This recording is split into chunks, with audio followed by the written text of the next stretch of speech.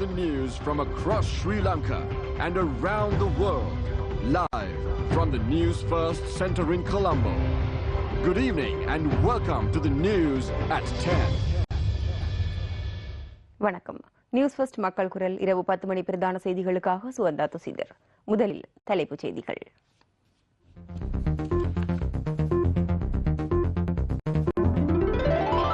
பயண கட்டுப்பாடு இம்மாதம் 21ஆம் திகதி வரை நீடிப்பு. நிர்மாணத்துறை, ஆடை கைத்தொழில், விவசாய நடவடிக்கை, வாராந்த சந்தை ஆகியவற்றுக்கு அனுமதி. எரிபொருள் விலையில் திருத்தம் மேற்கொள்ள வாழ்க்கை செலவு உபகுழு தீர்மானம். திகதி பின்னர் அறிவிக்கப்படும். பெருந்தோட்ட நிர்வாகத்திற்கு எதிர்ப்பு தெரிவித்து யாட்டியாந்தோட்டை மற்றும் பதுளையில் தொழிலாளர்கள் பணி பகிஷ்கரிப்பு. வவுனியாவில் 1 மாதத்திற்கு மேல் காயங்களுடன் அவதியுற்று வந்த தந்தமுள்ள யானை உயிரிழப்பு.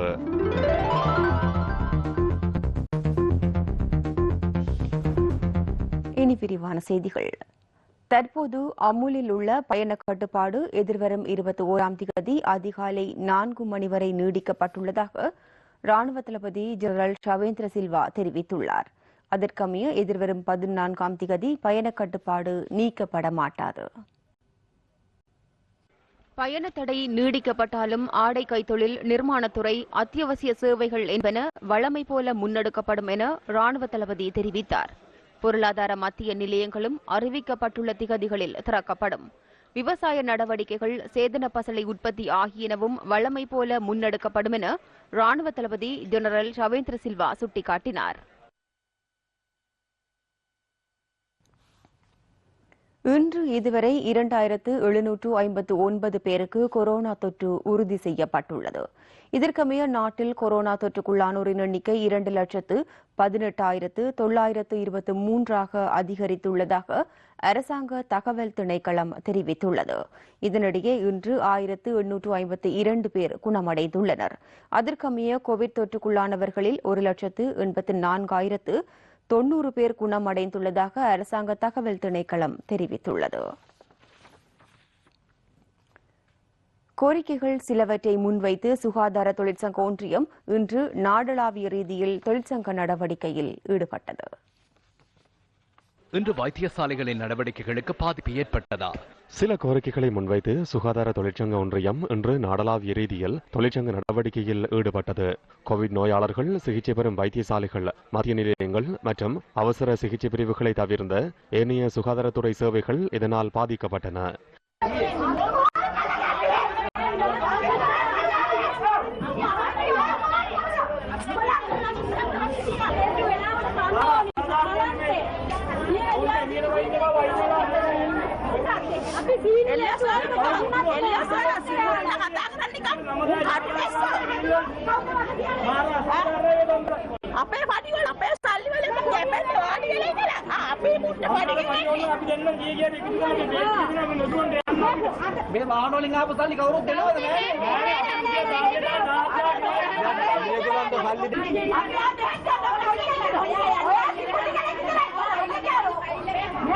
கொழும்பு தேசிய வைத்தியசாலையில் வெளி நோயாளர் பிரிவில் சிகிச்சை பெறுவதற்காக வந்த நோயாளர்கள் இவ்வாறு எதிர்ப்பு வெளியிட்டதுடன் சுகாதார ஊழியர்கள் வைத்தியசாலைக்கு முன்பாக தொழிற்சங்க நடவடிக்கையை ஆரம்பித்தனர்.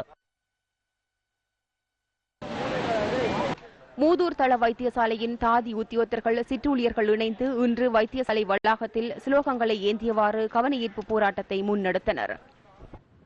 தொற்றுக்குள்ளாகின்ற எமது சுகாதார ஊழியர்களுக்கு தனியான ஒரு பராமரிப்பு நிலையத்தை ஏற்படுத்தி தருமாறு பலமுறை அறிவித்திருந்தும் அவர்களால் எந்த விதமான ஏற்பாடும் இதுவரைக்கும் செய்து தரப்படவில்லை. இருந்து வந்தேன்னா ஆட்டோவில் தான் வந்த கஷ்டப்பட்டு இதில் வந்துச்சேன், ஆனால் பின்தமாரி சொல்றாங்க இஷ்டே காணுன்னு சொல்லி.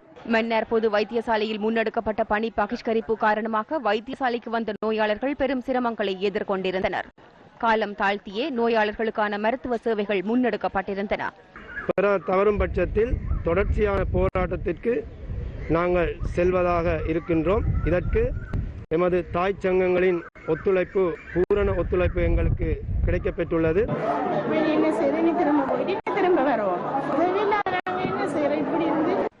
அக்கரைப்பற்று ஆதார வைத்தியசாலையில் பணிபுரியும் சுகாதார பணியாளர்கள் இன்று பணி பகிஷ்கரிப்பில் ஈடுபட்டனர். அவசர சிகிச்சை பிரிவு வழமை போன்று இயங்கியதாக நியூஸ் ஃபர்ஸ்டின் செய்தியாளர் தெரிவித்தார். எங்களுக்கு போதிய அளவு பிபி பர்சனல் ப்ரொடெக்ஷன் எக்யூப்மெண்ட் வந்துட்டு இப்போ பற்றாக்குறை நாடாளுமன்ற ரீதியில் இடம்பெறுகிறது.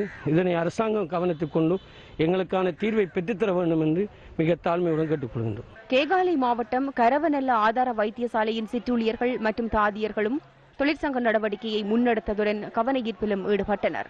அந்த வைத்தியர்களுக்கு மற்றொரு அவங்களுக்கு மேலான கொடுப்பனை கொடுக்குறாங்க. அதே நேரம் இவங்க இருக்கு அவ்வளவு சின்ன மற்ற ஊழியர்களுமே எந்த கொடுப்பனை இல்லை. மட்டக்களப்பு வாழைச்சேனை வைத்தியசாலை ஊழியர்களும் கவன ஈர்ப்பு போராட்டத்தை முன்னெடுத்திருந்தனர். இதற்கும் அரசாங்கம் செவி சாய்க்காத பட்சத்தில் மேலும் எங்கள் தொழிற்சங்க நடவடிக்கையை நாங்கள் தொடர்ந்தேர்ச்சியாக கொண்டு செல்வதற்காக எங்கள் தாய் சங்கத்தினர் தீர்மானித்துள்ளனர்.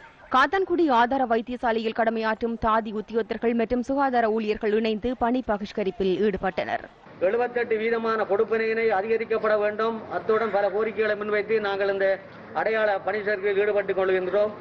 முல்லைத்தீவு மாவட்ட வைத்தியசாலையிலும் பணி பகிஷ்கரிப்பு முன்னெடுக்கப்பட்டது. சேவையை பாதிக்காத ஒரு விதத்துல தான் நாங்கள் இந்த பணி பகிஷ்கரிப்பை நாங்கள் இன்றைக்கு நடத்தி கொண்டிருக்கிறோம். දැම්මතයක් ගෙනියන්න හදනවා රට තුළ මේ වෛද්‍යවරුන් රුපියල් 78,000 வைத்தியர்கள் 78,000 ரூபாவிற்கு அனுமதி பெற்றுக் கொண்டுள்ளதாக நாட்டிற்குள் ஒரு நிலைப்பாட்டை கொண்டு செல்ல முற்படுகின்றனர். அது முற்றிலும் பொய்யான கதை. பொது சுகாதார பரிசோதகர்கள், தாதியர்கள் மற்றும் கோவிட் கட்டுப்பாட்டில் முன்னின்று செயற்படுபவருக்கு கொடுப்பனவு வழங்க வேண்டும் என்பதற்கு அரச வைத்திய அதிகாரிகள் சங்கம் எதிர்ப்பு தெரிவிப்பதில்லை. அதுடன் நமது வைத்தியர்கள் கோவிட் வைத்தியசாலைகளில் இரவு பகல் பாராது பணியாற்றுகின்றார்கள், விடுமுறையின்றி பணியாற்றுகின்றார்கள். அவ்வாறு பணியாற்றுவோருக்கு விசேட கொடுப்பனவை நாம் கேட்கின்றோம். அது நமது சங்கத்தின் உறுப்பினர்களுக்காக நாம் முன்வைத்த கோரிக்கை. දීමනාවක් ඉල්ලන එක තමයි අපි කරේ. ඒක අපේ සංගමේ සමාජිකත්වය වෙනුවෙන් අප කරපු ඉල්ලීමක්. ஒரு தொகை ஸ்புட்னிக் தடுப்பூசி நாட்டிற்கு 65,000 ஸ்புட்னிக் தடுப்பூசிகள் இன்று நாட்டிற்கு கொண்டு வரப்பட்டன. கொத்தடவு பகுதியில் உள்ள மக்களுக்கு 2ஆம் கட்ட தடுப்பூசிகளை வழங்குவதற்காக இவற்றில் 15,000 தடுப்பூசிகளை ஒதுக்குவதாக சுகாதார சேவைகள் பணிப்பாளர் நாயகம் டாக்டர் அசேல குணவர்தன குறிப்பிட்டுள்ளார். இனி 50,000 தடுப்பூசிகளை 1ஆம் கட்ட தடுப்பூசி ஏற்றுவதற்கு பயன்படுத்த உள்ளதாகவும் அவர் கூறினார்.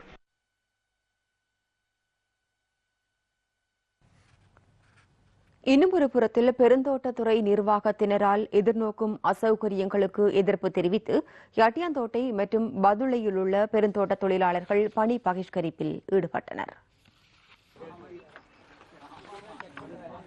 வாரத்தில் 3 நாட்கள் மட்டும் தமக்கு வேலை வழங்கப்படுகின்றமைக்கு எதிர்ப்பு தெரிவித்து யாட்டியாந்தோட்டை விவத்திலாவ தோட்ட தொழிலாளர்கள் இன்று பணி பகிஷ்கரிப்பில் ஈடுபட்டனர். மாதாந்தம் வெறுமனே 12 நாட்கள் மட்டுமே தமக்கு வேலை வழங்கப்படுவதால் தாம் பொருளாதார நெருக்கடியை எதிர்நோக்கியுள்ளதாக இவர்கள் கவலை தெரிவிக்கின்றனர். எனக்கு சரியான கஷ்டம். தாய் இல்லாத பிள்ளைகளும் 2 வளர்க்குறேன். நானும் மழையில விழுந்து தலையில தையல் போட்டு அது நோயோடு தான் வேலை செய்யறோம். பாம்பு இருக்குது, அட்டை இருக்கு, பல்லு இருக்கு, அத்தனை கிட்டையும் சமாளிச்சு நாங்க 22 கிலோ கொழுந்து கொண்டுகிட்டு வரோம். ஒரு 100 கிராமுக்கு குறைஞ்சா பேர் போட மாட்டேங்கிறாங்க தானே. அவ்வளவு தூரம் நாங்க கஷ்டப்பட்டு உழைச்சு பேர் இல்லாம போறோம். கிழமைக்கு 3-4 வேலை கொடுக்கறாங்க. இதனிடையே பதுளை மாவட்டம் ஹபுதளை போலீஸ் பிரிவிற்குட்பட்ட இதில் ஹஸ்கின்ன மற்றும் ஓவத் தோட்ட தொழிலாளர்களும் நேற்று பணி பகிஷ்கரிப்பில் ஈடுபட்டனர். கடந்த மாதத்திற்கான சம்பள பற்றுச்சீட்டில் மே 27ஆம் தேதி முதல் 31ஆம் தேதி வரையான காலப்பகுதியில் தமக்கு அரை நாள் சம்பளமே வழங்கப்பட்டுள்ளதாக இவர்கள் தெரிவிக்கின்றனர். அதை 20 கிலோ ஆக்கி 20 கிலோ 3 நாள் சிண்டை அரை பேர் போட்டு வச்சிருக்காரு. அரை பேரை போட்டு வச்சிருக்கத கேட்க போனா தூரம் ஓடி ஒளியிறாரு. இவ்வளவு கஷ்டத்துல 3 பிள்ளைய ஒரு பிள்ளை கொலசி படிக்குது வச்சுக்கிட்டு நான் ஒரு ஆள் தான் கஷ்டப்படுறேன். எனக்கு அரை பேர் போட்டா நான் எப்படி வாங்கி சாப்பிடுறது, பிள்ளைகளை படிக்க வைக்கிறது? எந்த விதமான உதவியும் இந்த தோட்ட நிர்வாகம் எங்களுக்கு செய்யல. எங்களுக்கு தொடர்ச்சியா 3 நாள் 4 நாள் அரை பேர் 31, 29, 27 அப்படிங்கிற நாள் எல்லாம் அரை பேரை போட்டு எங்களை பழி வாங்கினது மட்டும் இல்லாம இன்னைக்கு சம்பள துண்டை வாங்கிட்டு பார்த்ததுக்கு எங்களுக்கு மன வேதனையா இருக்கு. இதனையடுத்து குறித்த பகுதிக்கு வருகை தந்த போலீசார் பெருந்தோட்ட தொழிலாளர்களை அங்கிருந்து கலைந்து செல்லுமாறு பணித்தனர்.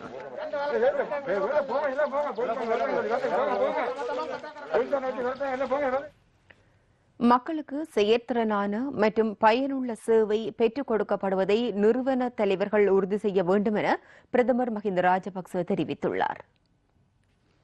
ஊழியர் நம்பிக்கை நிதியத்தின் தற்போதைய நிலை குறித்து அலரி மாளிகையில் இன்று கலந்துரையாடல் ஒன்று நடைபெற்றது. சேவை வழங்கும் நிறுவனங்களுக்கு வருகை தரும் மக்களின் தேவைக்கு ஏற்ப துரித வழிகாட்டலை வழங்கவும் சேற்றிறனான வகையில் குறித்த சேவையை பெற்றுக் கொடுக்கவும் நடவடிக்கை மேற்கொள்ளப்பட வேண்டும் என பிரதமர் இங்கு தெரிவித்துள்ளார். அதற்கு நிறுவன தலைவர்களின் வழிகாட்டல் அதிகாரிகளுக்கு கிடைக்க வேண்டும் என குறிப்பிட்ட பிரதமர் மக்கள் சேவையை பொறுப்பாகவும் கடமையாகவும் கருதி நிறைவேற்ற வேண்டும் எனவும் கூறியுள்ளார். எரிபொருள் விலையில் திருத்தம் மேற்கொள்ள வேண்டும் என வாழ்க்கை செலவு தொடர்பான அமைச்சரவை உபகுழு தீர்மானித்துள்ளதாக எரிசக்தி அமைச்சர் உதய கம்மன்பில தெரிவித்துள்ளார். எனினும் கோவிட் தொற்று நிலைமை காரணமாக எரிபொருள் நிரப்பு நிலையங்களில் நெரிசல் ஏற்படும் என்பதால் விலை திருத்தம் மேற்கொள்ளப்படும் திகதி பின்னர் அறிவிக்கப்படும் எனவும் அவர் குறிப்பிட்டுள்ளார். ජීවන වියදම ඉහළ ගිහින් ආදායම් வாழ்க்கை செலவு அதிகரித்து வருமான வழிகள் இழக்கப்பட்டு நாட்டு மக்கள் மிகுந்த சிரமத்துக்கு மத்தியில் வாழ்கிறார்கள் என்பதை அரசாங்கம் என்ற வகையில் நாம் நன்றாக அறிவோம். அதன் காரணமாகவே உலக சந்தையில் எரிபொருளின் விலை பாரிய அளவில் அதிகரித்து சென்ற போதிலும் 21 மாதங்களாக எரிபொருள் விலையில் திருத்தத்தை மேற்கொள்ளாமல் இதனை தக்க வைத்துக் கொள்ள நாம் செயற்பட்டோம். எனினும் துரதிருஷ்டவசமாக தொடர்ந்தும் அரசாங்கத்தால் இந்த பாரிய நட்டத்தை சுமக்க முடியாத நிலைமை ஏற்பட்டுள்ளது. உலக சந்தையில் விலை அதிகரிக்கும் போது இவ்வளவு காலம் விலையில் திருத்தம் மேற்கொள்ளாமல் இருந்த சந்தர்ப்பம் ஒன்று வரலாற்றில் ஒருபோதும் இல்லை.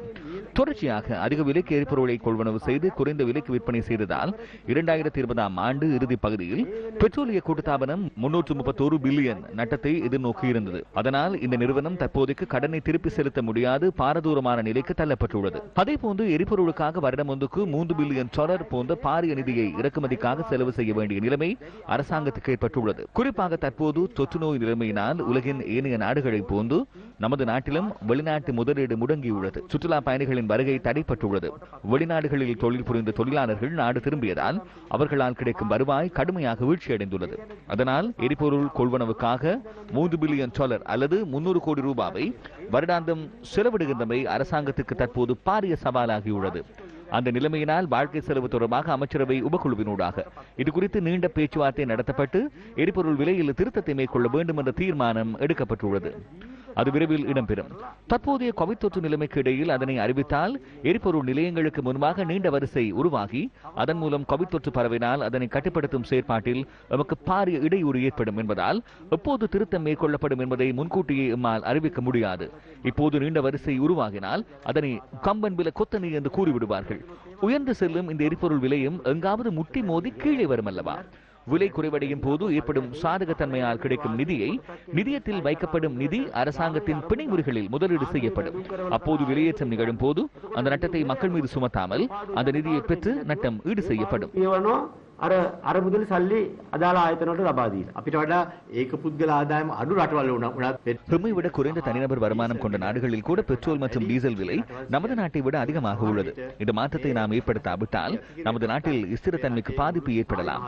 இந்த திருத்தத்தை நாம் மேற்கொள்ளாவிட்டால் நமது நாட்டின் கடன் தரத்துக்கு அழுத்தம் ஏற்படலாம். அதே போன்று நாட்டின் நிதி நிலைமைக்கு பாதிப்பு ஏற்படலாம். ඒ තත්ත්වය මේ උදා කරගන්න වෙනවා කියන එකත් අපිට பொலனறுவையில் நிர்மாணிக்கப்பட்ட சீன இலங்கை நட்புறவு தேசிய சிறுநீரகவியல் சிறப்பு மருத்துவமனை ஜனாதிபதி கோட்டாபய ராஜபக்சவினால் இன்று திறந்து வைக்கப்பட்டது.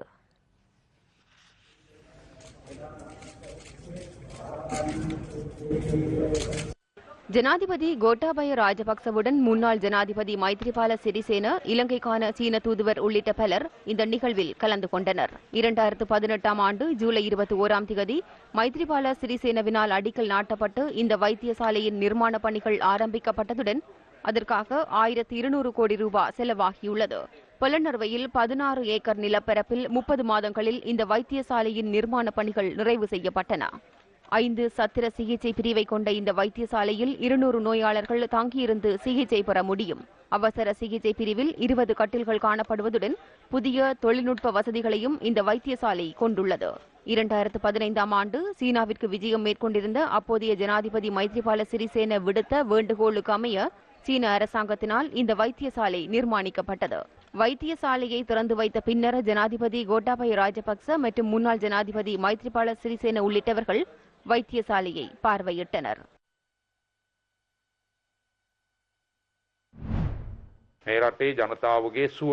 நாட்டு மக்களின் நன்மை கருதி இன்று இதனை திறந்தாலும் நோயாளர்களை அனுமதிப்பதற்கு இன்னும் 1 மாத காலம் செல்லும். வைத்தியசாலைக்கான வைத்தியர்கள், தாதியர் உள்ளிட்ட சுகாதார ஊழியர்களை 1 மாதத்துக்குள் நியமிப்பதற்கு ஜனாதிபதி ஆலோசனை வழங்கினார். எனவே இன்று திறந்து வைத்த சீன இலங்கை நட்புறவு தேசிய சிறுநீரகவியல் சிறப்பு மருத்துவமனை நாட்டின் சுகாதாரத்துறையின் மிக முக்கியமான திருப்பு முனை என்று நினைக்கின்றேன். வவுனியாவில் ஒரு மாதத்திற்கு மேல் காயங்களுடன் அவதியுற்று வந்த தந்தமுள்ள யானை இன்று உயிரிழந்தது. இந்த யானையின் மரணத்தை அடுத்து காட்டு யானைகள் தொடர்பாக பொறுப்பு கூற வேண்டிய நிறுவனங்களின் செயற்பாடுகள் குறித்து பாரிய கேள்விகள் எழுந்துள்ளதாக சூழலியலாளர்கள் தெரிவிக்கின்றனர். வவுனியா புத்தூர் வயல் காணியில் காயமடைந்த நிலையில் இந்த யானை வீழ்ந்திருந்தது.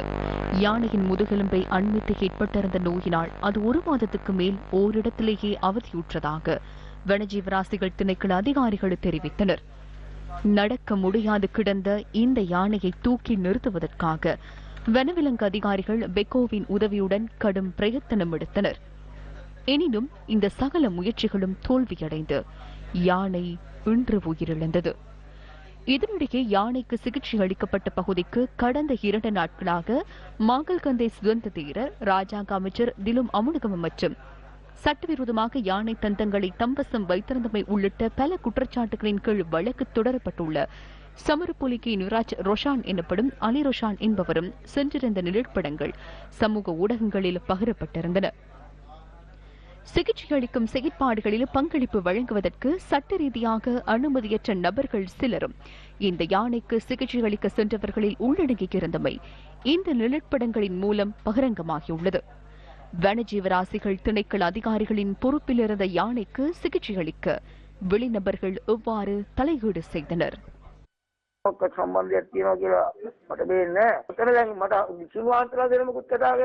ஜனாதிபதி ஏதேனும் ஆலோசனை கூறி அவ்விடத்துக்கு செல்லும்படி கூறியதாலேயே திலும் அங்கு சென்றுள்ளார். அலி ரொஷானுக்கு திலுமுடன் ஏதேனும் தொடர்புகள் இருக்கின்றதா என்று எனக்கு தெரியாது. இங்கு தேரர்கள் இருவரும் பேசினார்கள் அல்லவா? அவ்விடத்தில் மாக்கல் கந்தே தேரரும் இருந்தார் அல்லவா? யானை இவ்வாறு அந்த இடத்தில் இருக்கிறது, அதனை குணப்படுத்த தம்மிடம் கையளிக்க முடியுமா என்று தேரர் தொடர்பு கொண்டு என்னிடம் கேட்டார். அதன் பிறகு எமது டிஜியிடம் சட்ட ரீதியாக அனுமதி கொடுக்கும் இயலுமை இருந்தால், எம்மால் குணப்படுத்த முடியாவிட்டால் வேறு எவரிடமேனும் அதனை குணப்படுத்தும் இயலுமை இருந்தால் அதற்கு இடமளிப்பதில் தவறில்லை என்று கூறப்பட்டது. எனக்கு சிறு சந்தேகம் ஏற்பட்டது. யாரையும் அழைத்து செல்ல இடமளிக்க முடியாது என்று கூறினேன். இல்லை இல்லை, நாம் அப்படி யாரையும் அழைத்து வரமாட்டோம் என்று கூறினார்கள். வனஜீவராசிகள் திணைக்களத்தின் சந்தன் அதப்பத்து என்ற ஒருவர் இருந்தார். அவருடனேயே அலி ரொஷான் என்பவர் வந்துள்ளார் என்று நான் நினைக்கிறேன். அவருடன் எமது திணைக்களத்துக்கு வழக்கொன்று உள்ளது. ஆகவே பிரதிவாதிகளுடன் ஒழுக்க ரீதியாக சட்ட ரீதியாக எம்மால் கொடுக்கல் வாங்கல்களில் ஈடுபட முடியாது. தீப்பிடித்து கடலில் மூழ்கும் எக்ஸ்பிரஸ் பேர்ல் கப்பலினால் இந்த நாட்டு கடல் சூழலுக்கு ஏற்பட்ட பாதிப்பு தொடர்பாக எடுக்கப்படும் நடவடிக்கைகள் என்ன? அது தொடர்பான ஆராய்வே அடுத்து. எக்ஸ்பிரஸ் பேர்ல் கப்பல் தற்போது ஓரிடத்தில் நிலை பெற்றுள்ளதாக அதிகாரிகள் சுட்டிக்காட்டுகின்றனர். எனினும் அதிலிருந்து 300 மெட்ரிக் டன்னுக்கு மேற்பட்ட எண்ணெய் எந்த நிலையில் உள்ளது என்பது தீர்படாத சந்தேகமாகும். எக்ஸ்பிரஸ் பேர்ல் கப்பலின் நிறுவனம் கொடுக்கும் ஆலோசனைகளுக்கு அமைவாக எண்ணெய் போக்குவரத்து கப்பல் உரிமையாளர் சங்கம் மற்றும் OSR லிமிடெட் நிறுவனங்களின் அதிகாரிகள் குறித்த கப்பலை அண்மித்துள்ளனர். இந்த நாட்டின் கடல் வளத்தை பாதுகாப்பதற்குள்ள பிரதான நிறுவனமாக மீபா எனப்படும் சமுத்திரவியல் பாதுகாப்பு அதிகார சபை உள்ளது. எனினும் கப்பலில் எண்ணெய் கசிவு ஏற்பட்டால் அதனை தடுக்கவோ அல்லது இழப்பீடு பெறுவதற்கோ ஏற்பட்ட பாதிப்புகளை விஞ்ஞான ரீதியாக மதிப்பீடு செய்வதற்கு அவர்களின் பங்களிப்பு பலனளிக்கும் தரத்தில் இருக்கின்றதா என்பது தற்போது கேள்விக்குறியாகியுள்ளது. கப்பல் நிறுவனத்திற்கு தேவையானவாறு மதிப்பீடுகளை செய்வதற்கு இடமளிக்காமல் கடல்சார் துறை தொடர்பாக போதிய தெளிவுடைய உள்நாட்டு மற்றும் வெளிநாட்டவரின் ஒத்துழைப்புடன் உரிய மதிப்பீட்டை மேற்கொள்ளும் செயற்பாடு இந்நாட்டு நிறுவன கட்டமைப்பினூடாக இடம்பெற வேண்டும் என்பதே பெரும்பாலானோரின் நிலைப்பாடாகும். தீப்பற்றி எறிந்த கப்பலுக்கு சென்று அதே போன்று சுற்றுச்சூழலை பரிசோதித்து எமது சுற்றுச்சூழலையும் பரிசோதித்து ஏற்பட்ட பாதிப்பு தொடர்பாக காப்புறுதி நிறுவனத்தால் வழங்கப்படும் நிதியை தீர்மானிப்பதற்கான மதிப்பீட்டை தயாரிப்பதற்கு PNI கல்ஃப் இன்சூரன்ஸ் எனப்படும் நிறுவனத்தினூடாக எமது அதிகாரிகளிடம் அனுமதி கோரப்பட்டுள்ளதாக எமக்கு அறிய கிடைத்துள்ளது. இவ்வாறாக புரொடெக்ஷன் அண்ட் இன்டிமெனிட்டி கல்ஃப் எனப்படும் இந்த காப்புறுதி நிறுவனத்தால் குறிப்பிடத்தக்க வரையறை உள்ளது. கப்பல் காப்புறுதி செய்யப்பட்டுள்ள நிறுவனங்கள் வரையறுக்கப்பட்ட விடயங்களுக்கு உட்பட்டே இழப்பீடு செலுத்துதல் மற்றும் கொடுப்பனவுகளை செலுத்த முடியும். அப்போது சிலவேளை ஏற்பட்ட பாதிப்புக்கு முழுமையான இழப்பீடு கிடைக்காமல் போகலாம். எனவே நமது அதிகாரிகள் ஏற்பட்ட பாதிப்பு குறித்து ஆராய்வதற்காக சுயாதீன நிபுணர்கள் குழுவொன்றை பிரத்யேகமாக நியமித்து இந்த பாதிப்பு தொடர்பில் தனித்தனியாக ஒவ்வொரு துறைகளின் கணக்கிட்டு மதிப்பிட வேண்டும். காப்புறுதி நிறுவனத்தால் செலுத்தப்படாத எமக்கு ஏற்பட்ட இழப்பின் எஞ்சிய தொகையை கப்பல் உரிமையாளர் மற்றும் முகவரிடம் பெற்றுக்கொள்ள நாம் நடவடிக்கை எடுக்க வேண்டும். රක්ෂණය මගින් නොගෙවෙන ඉතුරු කොටස ලබා ගැනීම සඳහා අපි කටයුතු කළ යුතුයි. இதேவேளை எக்ஸ்பிரஸ் பேர்ல் கப்பலின் தீயினால் சமுத்திர சுற்றாடல் பாரிய அளவில் பாதிக்கப்பட்டுள்ளதாக மீனவர்கள் கூறுகின்றனர். නැවේ සිදුවීමෙන් පස්සේ අපි මූදු ගියා. கப்பல் சம்பவத்துக்கு பின்பு நாம் கடலுக்கு சென்றோம். அந்த சகல சந்தர்ப்பங்களிலும் கடலாமைகள் இறந்து மிதப்பதை கண்டோம். மேலும் பல வகையான மீன்கள், டால்பின்கள் போன்றவை இறந்து மிதக்கின்றன. இதுவரை இப்படி நாம் பார்த்ததில்லை. கழிவுகளை அகற்ற ஏதாவது நடவடிக்கை எடுங்கள். இதனிடையே எக்ஸ்பிரஸ் பேர்ல் கப்பலின் தீயினால் பாதிக்கப்பட்டவர்களுக்கு நிதி உதவி வழங்குவதற்கு அமெரிக்க அரசாங்கம் தீர்மானித்துள்ளது. இதற்காக $1,00,000 அமெரிக்க அன்பளிப்பாக வழங்க எதிர்பார்ப்பதாக இலங்கையில் உள்ள அமெரிக்க தூதரகம் விடுத்த அறிக்கையில் தெரிவிக்கப்பட்டுள்ளது. அமைச்சரவையின் அங்கீகாரம் பெற்ற செலன்திவ முதலீட்டு திட்டத்தின் கீழ் யாழ்ப்பாணம் கீரிமலையில் மக்களின் நிலத்தில் நிர்மாணிக்கப்பட்ட ஜனாதிபதி மாளிகை கூறு விலை கோரல் மூலம் வெளியாருக்கு வழங்கப்படவுள்ளமை தற்போது பிரதான பேசுபொருளாக மாறியுள்ளது. யாழ் மாநகரத்திலிருந்து சுமார் 20 கிலோமீட்டர் தொலைவிலும் இந்திய முதலீட்டில் விஸ்தரிக்கப்பட்ட பலாலி விமான நிலையத்திலிருந்து சுமார் 5.5 கிலோமீட்டர் தொலைவிலும் கீரிமலை ஜனாதிபதி மாளிகையின் அமைவிடம் உள்ளது. செலன் திவ ஹோல்டிங் SPUவின் அசையா சொத்து அபிவிருத்தியின் கீழ் குறிப்பிடப்பட்டுள்ள யாழ்ப்பாணம் காங்கேசன்துறையில் உள்ள சர்வதேச இணைப்பு நிலையம் அமைந்துள்ள 5 ஏக்கர் பகுதி முதலீட்டுக்காக வழங்கப்படவுள்ளதாக அமைச்சரவை பத்திரத்தில் குறிப்பிடப்பட்டுள்ளது. இதற்கமைய தொடர்ந்தும் கடற்படையினரின் வசமுள்ள யாழ்ப்பாணம் கீரிமலையில் நிர்மாணிக்கப்பட்ட ஜனாதிபதி மாளிகை சர்வதேச விருந்தினருக்கான சந்திப்பு நிலையம் என்னும் பெயரில் இலங்கை முதலீட்டு சபை ஏலத்தில் வழங்கப்படவுள்ளதாக காலைக்கதிர் பத்திரிகை செய்தியில் குறிப்பிடப்பட்டுள்ளது. இது தொடர்பில் வெலிகாமம் வடக்கு மீள்குடியேற்ற புனர்வாழ்வு சங்கத்தின் தலைவர் அருணாச்சலம் குணபாலசிங்கம் யாழ்ப்பாணத்தில் இன்று நடைபெற்ற ஊடகவியலாளர் சந்திப்பில் கருத்து தெரிவித்தார். கூறுவில போட்டாச்சா இனித்தான் போட போகணுமான்றது எங்களுக்கு சந்தேகமாயிருக்கிறது. ஏன்னா மக்களுடைய காணி பிரச்சனை தீர்க்கப்படாமல் இவர்கள் எப்படி அந்த காணியை மற்றவர்களுக்கு கொடுக்கலாம்? 570 குடும்பம் அதுக்குள்ள இருக்க வேண்டியது இன்று வரைக்கும் அது விடுவியாமல் இருக்கிறது. யுத்தம் முடிந்தும் 12 வருஷமாகியும் இன்னும் மக்களை குடியிருத்தாமல் வச்சிருப்பது என்ன காரணம் என்றது எனக்கு தெரியவில்லை. யாழில் இன்று நடைபெற்ற ஊடகவியலாளர் சந்திப்பிலும் வடமாகாண அவைத் தலைவர் இந்த விவகாரம் தொடர்பில் கருத்து தெரிவித்தார். இந்த கட்டிடத்தை மாகாண சபைக்கு கையளிக்க வேண்டும் என்ற ஒரு தீர்மானம் வடக்கு மாகாண சபையின் அதனுடைய 2016ஆம் ஆண்டு ஜூன் மாதம் 14ஆம் தேதி அமர்விலே என்னாலேயே முன்வைக்கப்பட்டது. இந்த பிரேரணை 21/6/2016ஆம் தேதி ஜனாதிபதிக்கும் பிரதம மந்திரி அவர்களுக்கும் அனுப்பி வைக்கப்பட்டது. பெருந்தொற்று காலத்திலே இந்த விடயம் அவசரப்பட்டு இந்த சுற்றுலா திணைக்களம் கேள்விகள் கூறி நீண்டகால குத்தகைக்கோ அல்லது விற்பனையும் செய்வதற்கோ தெரியவில்லை. தனியார்கள் என்று வருகின்ற பொழுது இப்பொழுது இந்த தனியார் என்று சொல்லக்கூடிய எல்லாவற்றிலும் தங்களை நிலைநிறுத்திக் கொள்வதற்கு சீனா முயல்கின்றதுக்கு இது ஒரு முன்னோடியோ ஒன்று சந்தேகப்படக்கூடிய சூழ்நிலையும் இருக்கிறது. குறித்த பகுதியில் கடற்படையினரால் விடுவிக்கப்படாதுள்ள காணி உரிமையாளர்களும் இது தொடர்பில் கருத்து தெரிவித்தனர். வீடு கட்டக்கூடிய வசதி எங்களுக்கு இருக்கே இல்லை. லோன் எடுத்து வீடு கட்ட வேண்டியதான் முயற்சி செய்து நாங்கள் சரி வரையில்லை. அப்போ எந்த இடம்பெயரும் வந்துட்டு இப்படியே போய் திரும்பவும் வந்து 2011 வந்து சேர்ந்தால் எங்களுக்கு இருக்க இடமே இல்லை. இங்கே மாற்றிஞ்சோம். இப்போ வீடுகளை அங்கே போய் வீட்டை கட்டுவோம்னு சொல்லி பார்த்தால் விடையினம் இல்லை. எங்களை சொத்து இன்னொரு சம்பாதிச்சு கொண்டு எங்களை தெருவில் விட்டுட்டு இருக்கிறாங்க. நாங்கள் எங்களை காப்பாற்ற வேண்டிய அரசாங்கம் எங்களை தெருவில் விட்டுட்டு இருந்தா எங்களை காணி எங்களுக்கு வேணும். எங்களுக்கு இருக்க இடம் இல்லை. இவர்கள் உச்ச பாதுகாப்பு வளையம் என்ற போர்வேட் வைத்திருந்த காணியை மீள திரும்ப அந்த காணியை கேள்விக்கூறல் மூலம் எமது காணியை வேறு தனி உல்லாச பிரியாண கம்பெனிகளுக்கு விற்பனை செய்வதாக தற்போது நாங்கள் அறிந்து கொண்டோம். முன்னாள் ஆளுநர் சுரேன் ராகவன் அடுத்த பொழுது போய் நாங்கள் நேரடியாக எங்களது காணி சம்பந்தமான உறுதிப்பத்திரங்களை சமர்ப்பித்து எங்களது காணி சம்பந்தமான இதுகளை நாங்கள் வேண்டுகோள் கொடுத்து நம்முடைய மீள ஒப்படைப்போம் என்று கூறிக்கொண்டு காலத்தை இழுத்தடைத்து 2018ஆம் ஆண்டு பிறகு தற்பொழுது நாங்கள் திடீரென இப்பொழுது விற்பனை செய்வதாக அறிவித்திருக்கிறார்கள்.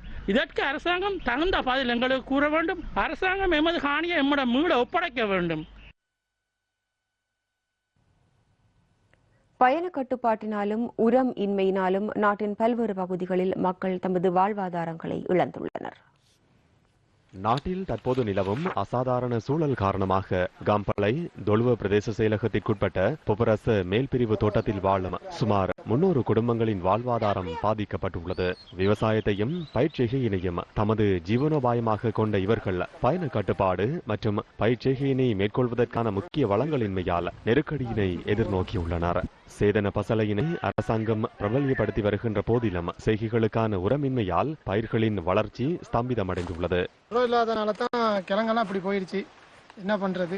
200 குடும்பமும் விவசாயத்தை நம்பி தான் இங்க இருக்கிறோம். ஆனா உரம் மருந்து மிச்சம் எங்களுக்கு இல்ல. இப்ப ரொம்ப தட்டுப்பாடா இருக்கு. உரம் மருந்து நிறுத்தி விட்டது காரணமாக அடுத்த மரக்கறி செய்வதற்கு எங்களுக்கு இயலாத நிலையில இந்த மக்கள் தள்ளப்பட்டிருக்கின்றனர். வளமைக்கு மாறாக அதிக விலையில் கிருமி நாசினிகள் விற்கப்படுகின்றமையினால் தாம் பொருளாதார நெருக்கடிக்குள் வீழ்ந்துள்ளதாகவும் இவர்கள் கவலை தெரிவிக்கின்றனர். தேயிலையும் மரக்கறி நம்பித்தான் இந்த ஊர்ல இருக்காங்க. நிறைய பேர் கூடுதலாக இப்ப பசல இல்லாத காரணத்தால நிறைய பேர் மரக்கறி செய்ய இல்லாம கஷ்டப்படுறாங்க. எங்களுக்கு உரம் வசதி இல்லாதனால மிகவும் கஷ்டமா இருக்கு. இந்த மழை பாதிக்கப்பட்டதுனால அழுவப்பட்டிருக்கின்றது. உரம் கட்டாயம் எங்களுக்கு தேவைப்படுகின்றது. செயற்கையான முறையில் கடல்வாழ் உயிரினங்களின் இனப்பெருக்கத்திற்கு ஏதுவான சூழலை உருவாக்கும் நோக்கில் கைவிடப்பட்ட பஸ்களை கடலில் இறக்கும் திட்டத்தின் மற்றொரு கட்டம் யாழ்ப்பாணம் காங்கேசன்துறையில் இன்று முன்னெடுக்கப்பட்டது. கடற்றொழில் அமைச்சர் டக்ளஸ் தேவானந்தாவின் ஆலோசனையின் பிரகாரம் வடக்கு கடலில் கடல்வாழ் உயிரினங்களின் இனப்பெருக்கத்திற்கு ஏதுவான சூழலை உருவாக்கும் நோக்கிலேயே இந்த திட்டம் முன்னெடுக்கப்படுகின்றது. கடற்படையின் ஒத்துழைப்புடன் கடற்றொழில் நீரியல் வளத்துறை திணைக்களத்தினால் குறித்த செயற்திட்டத்தின் கீழ் முதற்கட்டமாக இலங்கை போக்குவரத்து சபைக்கு சொந்தமான கைவிடப்பட்ட 30 பேருந்துகளை கடலில் இறக்கும் நோக்கில் இந்த திட்டம் தயாரிக்கப்பட்டுள்ளது.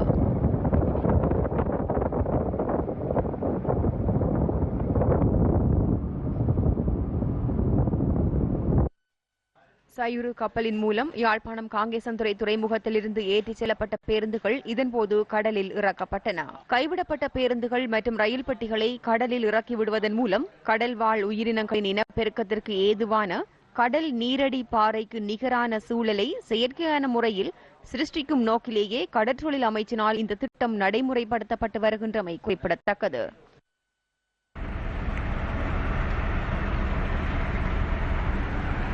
குற்றப்புலனாய்வு திணைக்களத்தின் பிரதி பணிப்பாளராக முதன்முறையாக பெண் ஒருவர் நியமிக்கப்பட்டுள்ளார்.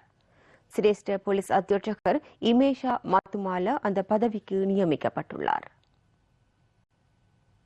2007ஆம் ஆண்டு போலீஸ் சேவையில் இணைந்து கொண்ட சிரேஷ்ட போலீஸ் அத்தியட்சகர் இமேஷா மத்துமால ருகுணு பல்கலைக்கழகத்தில் பட்டம் பெற்றுள்ளார்.